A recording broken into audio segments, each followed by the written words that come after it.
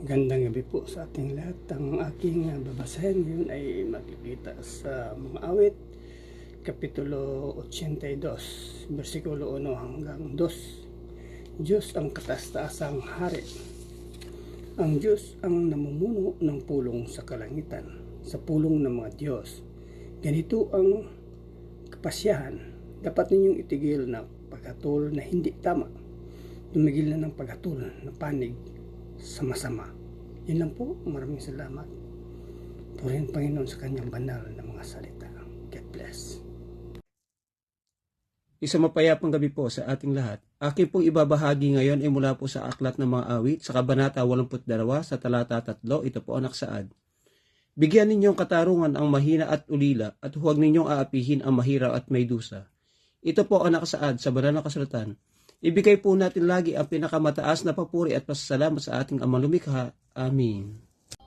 Isang mapagpalang gabi po sa ating lahat. Ang akin pong babasahin ngayon ay mula sa libro ng Salmo chapter 82 verses 4 and 5. Iligtas ninyo ang mahihina at mga nangangailangan mula sa kamay ng mga masasama.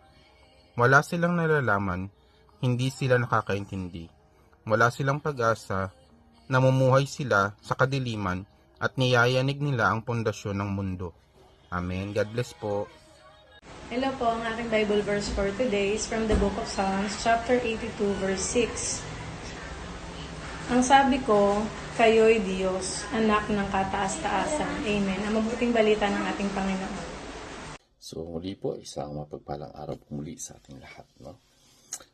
Tayo po ay nasa awit, chapter 82, verse 7 to 8. So sabi po dito, ngunit kayo'y nangangamatay na parang mga tao at mabubuwal na parang isa sa mga prinsipe. Bumangon ka, O Diyos, natulan mo ang lupa sapagkat mamanahin mo ang lahat ng mga bansa. So dito makikita po natin, no, yung kapangyarihan ng tao ay may hangganan, no. Dapat sapagkat dito po natin makikita yung lahat ng tao ay pantay-pantay po siya, no, sa harapan ng Diyos. Kaya po yung mga leader, no, at mananampalataya ay dapat po talagang mamuhay na may katwiran at takot sa Diyos. So dito makikita din po natin na yung Diyos po talaga ay tunay na hukom, no, sapagkat sinasabi nga po dyan sa talata 8, no, yung panalangin po ay tumindig ang Diyos upang hatulan ang buong mundo. So ipinapakita mo dito na ang Diyos ay may huling kapangyarihan at hustisya, no, sa lahat ng bansa. So maaring yung mundo ay mawalan po siya ng hustisya ngayon. Subalit darating po yung panahon, no, na ang Panginoon ang hahatol. At pag ang Panginoon po ang humatol, ito po ay pantay-pantay at wala pong may tatago. So muli po, purihin ang Panginoon. And God bless everyone.